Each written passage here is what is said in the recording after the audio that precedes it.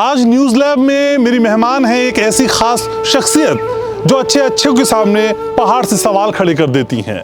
वो छात्रों के पलायन की बात करती हैं, वो दहेज प्रथा की बात करती हैं, वो कोरोना के दर्द को अपने गीतों में समेटने का दम रखती हैं और जब हंसते गाते वो सरकारों से सवाल पूछती हैं तो अच्छी अच्छी सरकारों के पसीने छूट जाते हैं। नमस्कार, आप देखना शुरू कर चुके हैं डिजिटल प्लेटफॉर्म का सबसे शानदार शो न्यूज़ लैब। आपके साथ मैं हूं घनश्याम उपाध्याय। तो आज इस लैब में हम कुछ गीतों के परीक्षण के साथ कुछ बेहद संजीदा बातें भी करने जा रहे हैं। मैं और आप मिलकर आज किसी खास से पूछेंगे काबा। आप समझ चुके हैं कि मैं आज बात करने जा रहा हूं बिहार की बेटी और अपने यूपी की बहू नेहा सिंह राठौर की। शुरुआत करते हैं न्यूज़ लैब की। कारखाना बंद होई गईले हमार पिया घरे न आइले हो। भाई ने कह दिया कटोरा पकड़ ले, अब कुछ नहीं हो पाएगा। क्या ऐसे क्षण में तब नेहा ने कैसे अपने को मजबूत किया? मैं भैया को अगर देखेगा तो मैं ये कहना चाहूंगी कि ऐसा नहीं कि मैं तुझसे प्यार नहीं करती हूँ भैया, पर इस चीज़ का कमी मुझे तो हमेशा खलेगा कि तुम उस टाइम पे मुझे नहीं समझ पाए। आज जब चीज़ें सारी तरफ से अनुकूल हो रही हैं तो अलग बात है, लेकिन जिस टाइम मुझे सबसे ज़्यादा ज़रूरत थी अपने घर परिवार की तो उस टाइम पे थोड़ा कमी तो जरूर महसूस हुआ। भीख नहीं हक सरकार मांगीला, बेरोजगार बानी साहेब रोजगार मांगीला। बहुत मुश्किल है आज के टाइम पे अश्लीलता को खत्म करना, और इसके जिम्मेदार आज जो बड़ा नेता विधायक बन गए हैं वो लोग भी हैं। कई लोगों ने गाया चुलिया के हुक राजा जी, लहंगा रिमोट से उठा दे, फलाना ढिमकाना और पार्टी ज्वाइन करके लोग शुद्ध हो जाते हैं। तो इन लोगों ने बहुत बड़ी बदतमीजी की और ये असली जिम्मेदारी ये खुद है। कोरोना से लाखन मर गईले, लासन से गंगा भर गईले। अरे टिकठी या कफन नोचत कुकुर बिलार बा। ए बाबा काबा यूपी में काबा, अरे जिंदगी झंड बा फिर भी घमंड बा।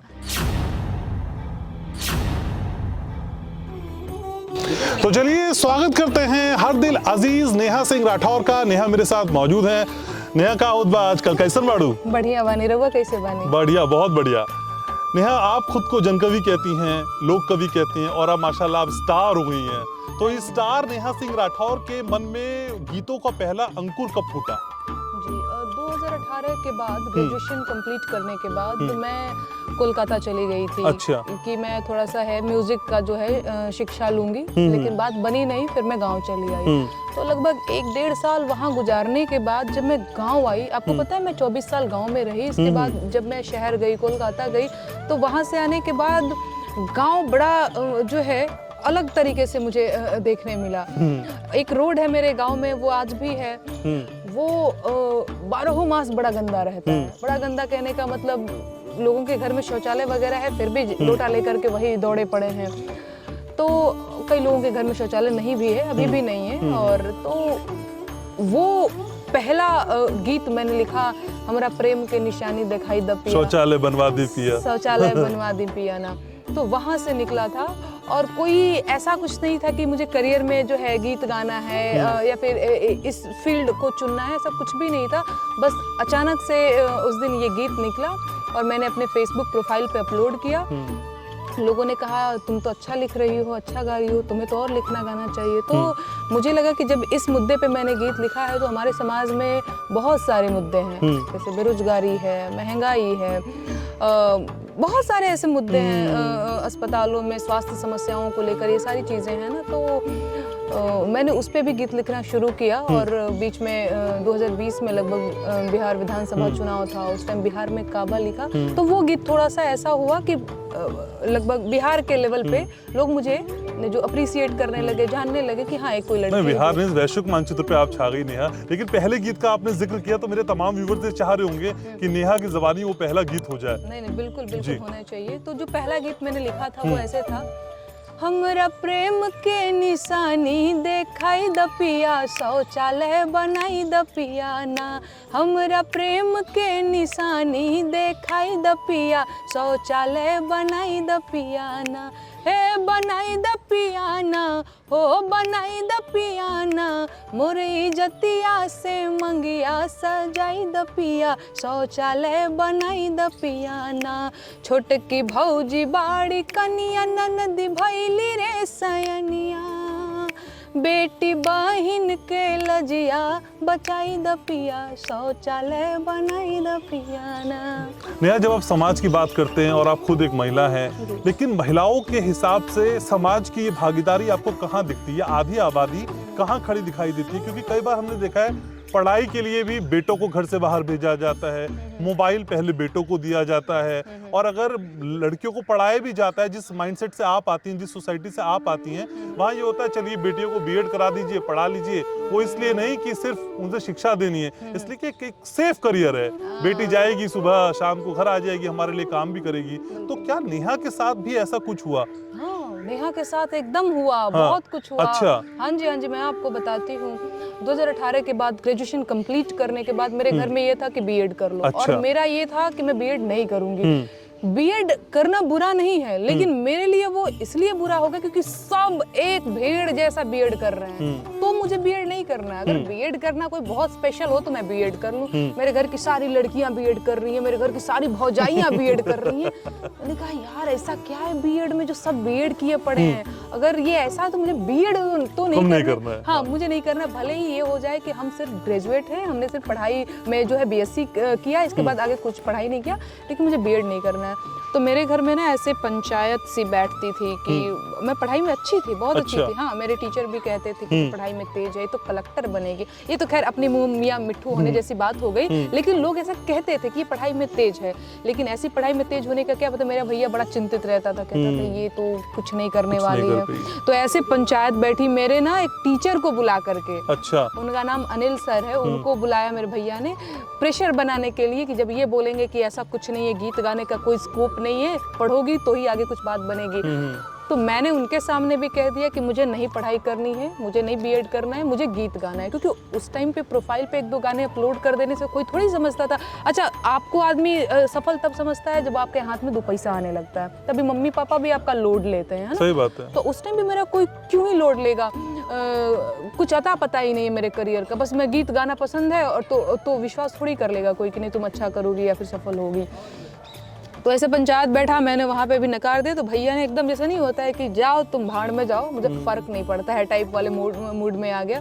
मम्मी लोगों का भी यही था कि ये सुन तो किसी की रही नहीं, करो अपने मन की। और मैंने किया अपने मन की, और ईश्वर की कृपा से सब कुछ ठीक चल रहा है। आगे भी लोगों का प्यार आशीर्वाद बना रहा तो चीज़ें ठीक ही रहेंगी। अभी भी मैं मेहनत कर रही हूँ, मैं कल भी कर रही थी, आगे भी मैं करूँगी। लेकिन बिहार की सरकार को जिस गीत ने हिला दिया और रातों रात नेहा को द नेहा सिंह राठौर बना दिया, नहीं ऐसा है नहीं? अरे नहीं, हाँ, प्रेम है तो ये इस गीत की उत्पत्ति असल में कैसी हुई?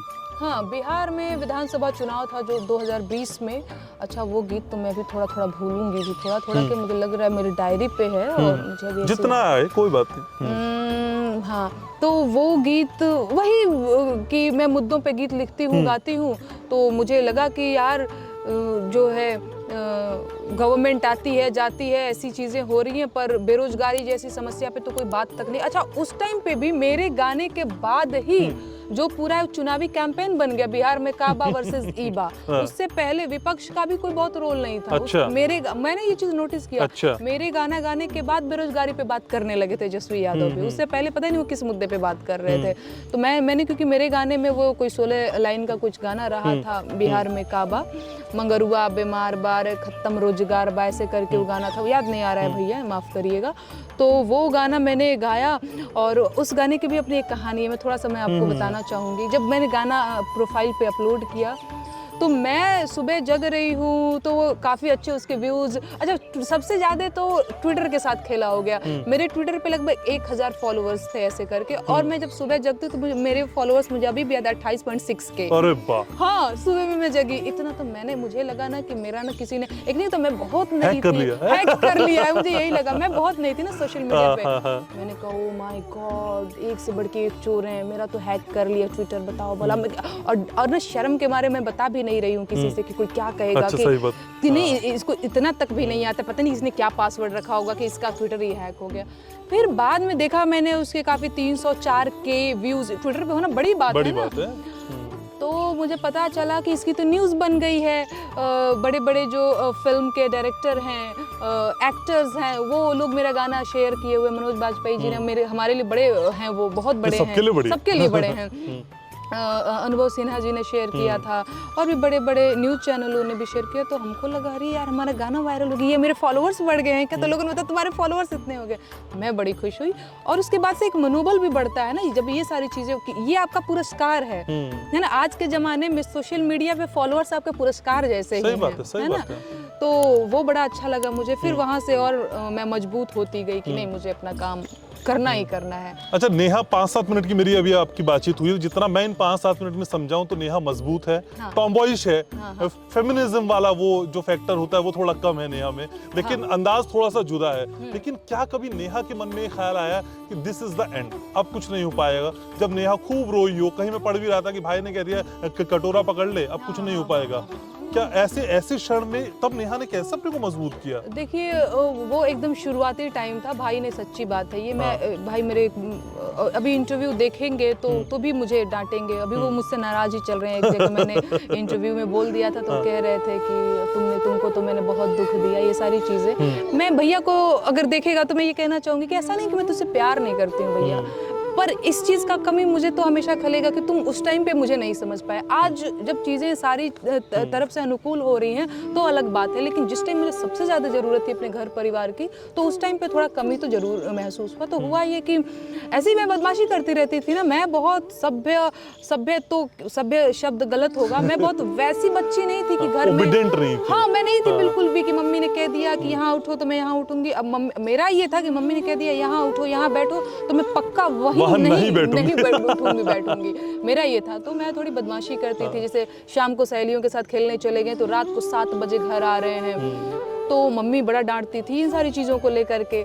और मेरे करियर फ्यूचर को लेकर के भी बहुत सारी चीज़ें, उसी में मेरे को एक लड़के से प्रेम भी हो जाता है, तो वो चीज़ तो खैर सबसे भारी पड़ी मेरे को। चलो सारी गलतियां, हाँ उसमें भी आएंगे। हिमांशु जिंदगी में कैसा है समझूंगा, लेकिन कुछ सुनाएंगी जरूर आप मुझे इस वक्त, कुछ मन में आ रहा हो जो मेरे व्यूअर्स के लिए आपके ज़हन में। बिल्कुल। देखिए मैं बेरोजगारी के गीत गाती हूँ, मैं बेरोजगारी का एक गीत सुनाती हूँ। अरे भीख नाही हक सरकार मांगीला, भीख नाही हक सरकार मांगीला, बेरोजगार बानी साहेब रोजगार मांगीला, बेरोजगार बानी साहेब रोजगार मांगीला। अरे देश के इकोनॉमी के बैठ गईल भट्ठा, आँख खोला देखा मलिकार हूँ झूठा, खेत बाड़ी जमीना बधार मांगीला, बेरोजगार बानी साहेब रोजगार मांगीला। तो ये अंदाज असल में नेहा राठौर का है, और यही अंदाज हम आप तक पहुंचाना चाहते हैं। लेकिन नेहा, मैं कहीं पढ़ रहा था, फिर आप बोलेंगे मैं कहूँ या ना कहूँ, लेकिन जो इतनी मजबूत सी नेहा है, उसके मन में घर से भागने का ख्याल तक आ गया। हाँ ये सही बात है। अच्छा देखिए, मैं आपको बात बता रही हूँ, कई बार ये सबके साथ है, सोशल मीडिया पे हम जैसे दिखते हैं, कई बार हम वैसे नहीं होते हैं, कई बार ऑलमोस्ट ऐसा होता है। हाँ, ऑलमोस्ट ऐसा होता है। तो एक लड़की जो बहुत, अब मैं नहीं ये चीज़ दिखाना चाहती समाज को कि मैं कमज़ोर हो गई हूँ, है ना। मेरे घर परिवार में, चाहे मेरी व्यक्तिगत जीवन में जो भी चीज़ें चल रही हैं, मैं अपने लोगों को निराश नहीं करना चाहती, क्योंकि उन लोगों का भरोसा है कि ये लड़की मजबूत है, तो मुझे उनके लिए भी मजबूत होना पड़ेगा। हाँ लेकिन ये बात हुई थी, अब देखिए भैया ने मुझे ऐसा बोला तुम तो कटोरा लेकर के भीख मांगोगी, बड़ा डांट के बोला, तो मैं बड़ा रोई, फूट के रोई, और मैंने ये तय कर लिया कि मैं जो है भाग जाऊंगी घर से। अच्छा लेकिन उस टाइम पे ये था कि ये सच बात है, मेरे लाइफ में कोई भी नहीं था। मैंने सोचा कि यार मैं बिहार की लड़की हूँ, गांव की लड़की हूँ, अगर मैं भाग गई तो लोग यही कहेंगे किसी लड़के के साथ भाग गई, ये एकदम तय है।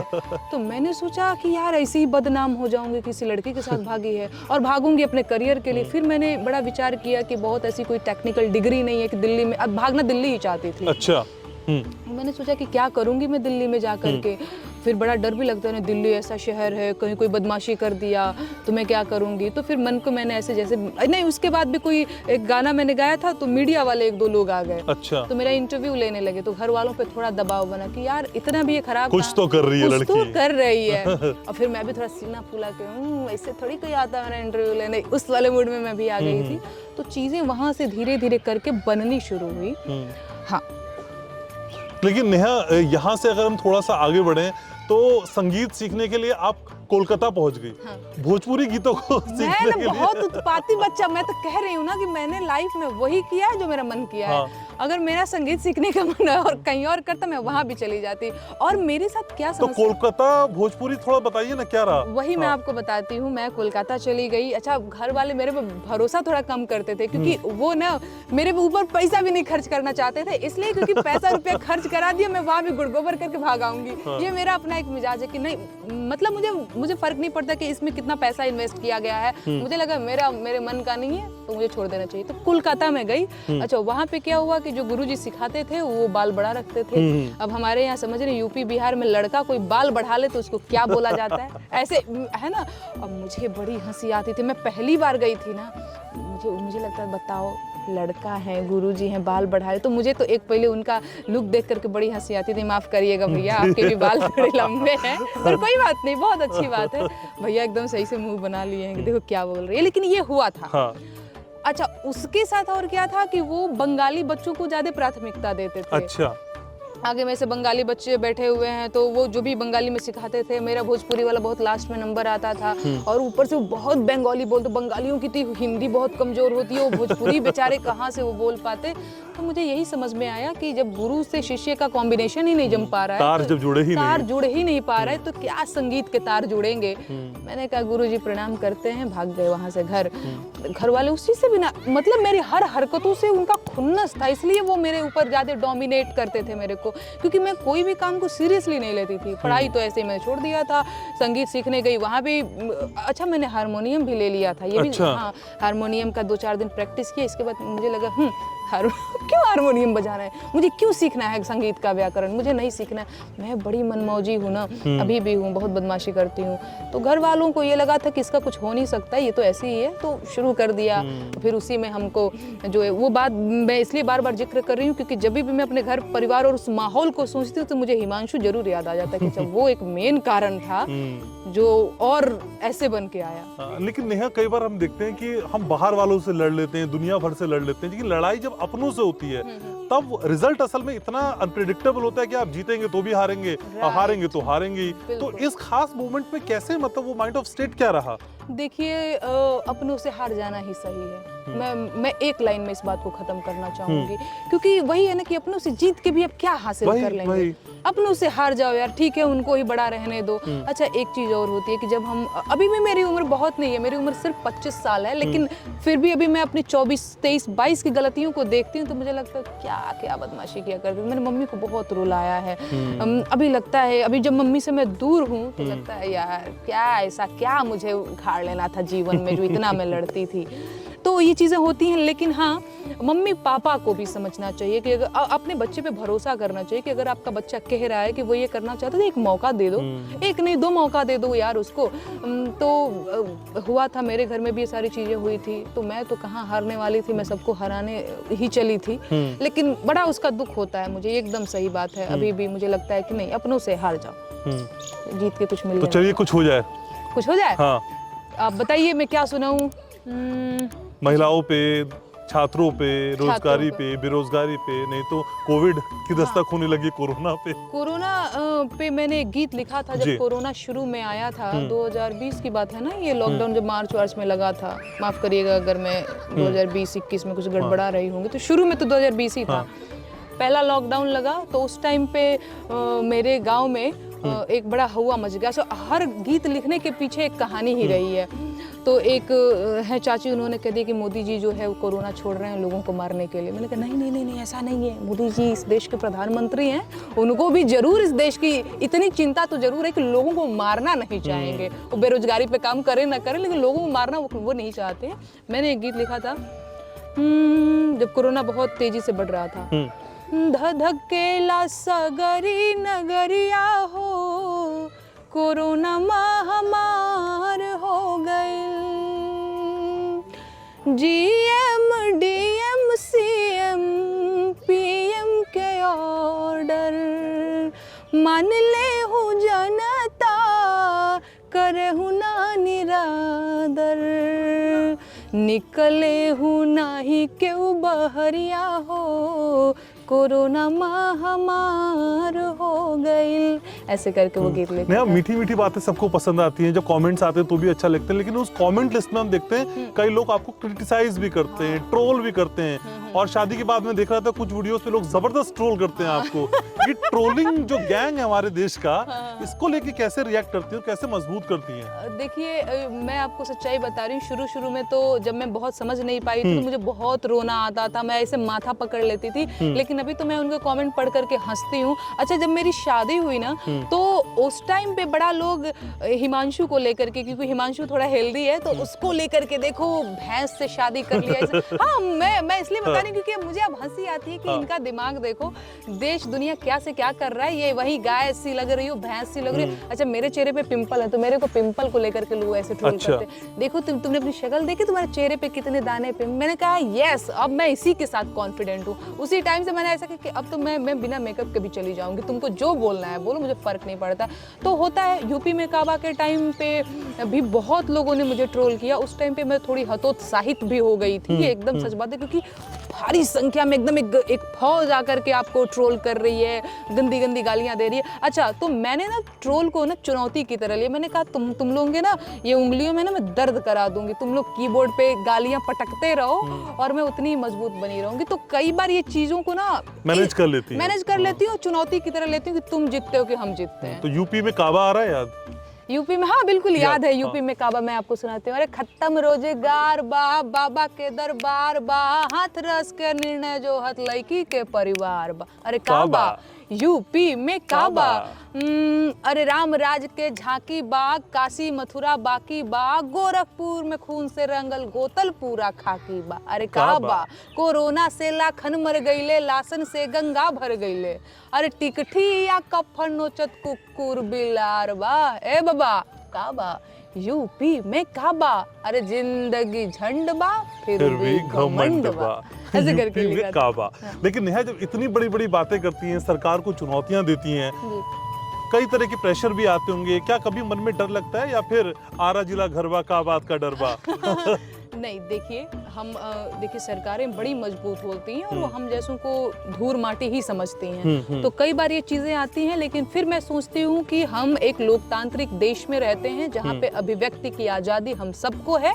तो हम अपनी बात को वैलिड तरीके से, संवैधानिक तरीके से रख रहे हैं। तो हम गलत क्या कर रहे हैं? सरकार अगर हमसे पूछेगी कि तुम क्यों बोल रही हो, तो मैं बोलूंगी क्योंकि मेरा अधिकार है बेरोजगारी पे बात करना, तो मैं वो बात रखूंगी। हाँ। लेकिन एक बहुत इंपॉर्टेंट इशू है, जब हम भोजपुरी की बात करते हैं, भोजपुरी संगीत की बात करते हैं, तो पहला जो इंप्रेशन पड़ता है वो अश्लील गीतों का बनता है जी। चोलिया हुक्बा, यहीं तक जाके हम सीमित हो जाते हैं। तो इसकी जो इंटेंसिटी है, जो इसकी ग्रेविटी है, उसको इम्प्रूव करने के लिए क्या लगता है नेहा, क्या होना चाहिए? देखिए, आज सोशल मीडिया का जमाना, आज कैसेट का जमाना नहीं है। आज के जमाने में हमको, आपको, हम सबको, भोजपुरी भाषी जितने भी क्षेत्र हैं, इन सबको अपना मन बनाना होगा कि हमें ऐसे गानों का बहिष्कार करना होगा, क्योंकि हाथों हाथ फोन है। ऐसे लोग हैं जो अश्लीलता पे बात तो करते हैं ऐसे मंचों पे आकर के, और हेडफोन लगा करके उस गाने को सुन रहे हैं, या शादियों में उसी गाने पे नाच रहे हैं, है ना। तो इस तरह के दोहरी मानसिकता वाले तो लोग हैं यहाँ पे। बहुत मुश्किल है, मैं तो कहती हूँ कि बहुत मुश्किल है आज के टाइम पे अश्लीलता को खत्म करना। जिस टाइम पे हाथों हाथ फोन है ना, कैसेट का जमाना नहीं है कि खरीदेंगे ऐसे डालेंगे फिर देख रहे हैं, ऐसा नहीं है। हाथों हाथ ऐसे करते जाओ, आप देखते जाओगे, है ना। बहुत मुश्किल है, और इसके जिम्मेदार आज जो बड़ा नेता विधायक बन गए हैं वो लोग भी हैं। कई लोगों ने गाया चोलिया के हुक राजा जी, लहंगा रिमोट से उठा दे, फलाना ढिमकाना, और पार्टी ज्वाइन करके लोग शुद्ध हो जाते हैं। तो इन लोगों ने बहुत बड़ी बदतमीजी की।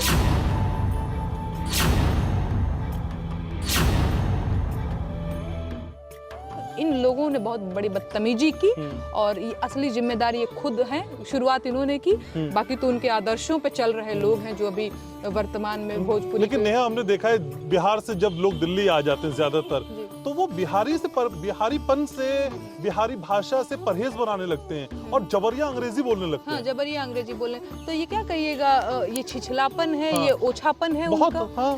तो मैं तो यहाँ पे मैं आपको मैं बता रही हूँ, यहाँ पे एक सब्जी बेचते हैं, उनका नाम बंसी लाल है। तो मैं, वो भी बिहार के हैं, तो मैं उनसे जब भी जाती हूँ तो कहते का हो बंसी लाल, आलू का रुपया किलो बा। वो बड़ा खुश हो जाता है। तो धनिया फ्री में दे देता होगा। हाँ, लेकिन थोड़ा सा बदमाशी भी करता है। नहीं, इधर पैसे वाले लोग रहते हैं, उसको ये ऐसा लगता है, तो इधर बड़ा महंगा लोग देते हैं। इधर के लोग बड़े, हम कहिला कि तनी बिहार के हो, तनी हमनी के संगे कुल मत कइल कर, हमनी के कुल आदमी ना, हमनी के दिल्ली वाला ना, हमनियों के जब बेगारिये मजदूरी करे। अच्छा, कुछ अच्छा सा हो जाए, कुछ अच्छा सा हो जाए।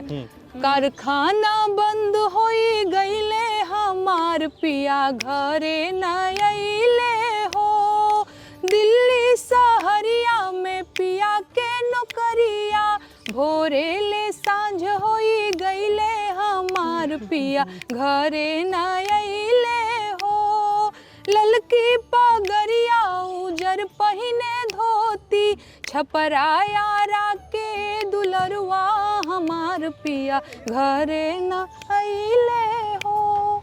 बहुत खूब।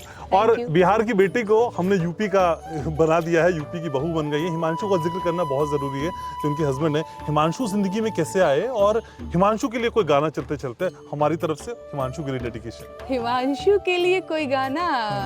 आप तो वीडियो खिंचवाती हैं उनसे। रहनी वैसन पियवा मोर बाड़े, सावर न गोर बाड़े हो। हिमांशु के लिए तो यही रहेगा। एगो गीत जौन भोजपुरी अश्लीलता का बात कहनी है, तो एगो गीत हमू लिखले रही, अरे जाने के होखे त जान ला, भोजपुरिया माई के, आराया छपरा गोरखपुर औरी देवरिया में जाई के। तो नेहा, समय निकाला आपने, बहुत शुक्रिया आपका। मुलाकात कभी लंबी सी और करेंगे। हाँ, बिल्कुल, बिल्कुल, बिल्कुल। तो नए साल पे नेहा से हम मिल रहे थे। नेहा ने दिल खोलकर, हमेशा की तरह बेबाकी से अपने दिल का हर पन्ना हमारे सामने खोला है। उम्मीद करते हैं नेहा से हुई आज की मुलाकात आपको पसंद आई होगी। तो नेहा को अगर आप पसंद करते हैं, मुझको आप पसंद करते हैं, चेतना मुझको पसंद करते हैं, तो कॉमेंट सेक्शन में ढेर सारे, जी हाँ, इतने ही ढेर सारे कॉमेंट्स का मैं बेसब्री से इंतजार कर रहा हूँ। कीप स्माइलिंग, क्योंकि जब आप मुस्कुराते हैं तो बहुत अच्छे लगते हैं। नमस्कार। कारखाना बंद होई गईले, हमार पिया घरे न आइले हो। भाई ने कह दिया कटोरा पकड़ ले, अब कुछ नहीं हो पाएगा। क्या ऐसे क्षण में तब नेहा ने कैसे अपने को मजबूत किया? मैं भैया को अगर देखेगा तो मैं ये कहना चाहूंगी कि ऐसा नहीं कि मैं तुझसे प्यार नहीं करती हूँ भैया, पर इस चीज का कमी मुझे तो हमेशा खलेगा कि तुम उस टाइम पे मुझे नहीं समझ पाए। आज जब चीजें सारी तरफ से अनुकूल हो रही हैं तो अलग बात है, लेकिन जिस टाइम मुझे सबसे ज्यादा जरूरत थी अपने घर परिवार की, तो उस टाइम पे थोड़ा कमी तो जरूर महसूस हुआ। भीख नाही हक सरकार मांगीला, बेरोजगार बानी साहेब रोजगार मांगीला। बहुत मुश्किल है आज के टाइम पे अश्लीलता को खत्म करना, और इसके जिम्मेदार आज जो बड़ा नेता विधायक बन गए हैं वो लोग भी हैं। कई लोगों ने गाया चुलिया के हुक राजा जी, लहंगा रिमोट से उठा दे, फलाना ढिमकाना, और पार्टी ज्वाइन करके लोग शुद्ध हो जाते हैं। तो इन लोगों ने बहुत बड़ी बदतमीजी की, और ये असली जिम्मेदारी ये खुद है। कोरोना से लाखन मर गईले, लासन से गंगा भर गईले, अरे टिकठी या कफन नोचत कुकुर बिलार बा। ए बाबा का बा यूपी में का बा, अरे जिंदगी झंड बा फिर भी घमंड बा।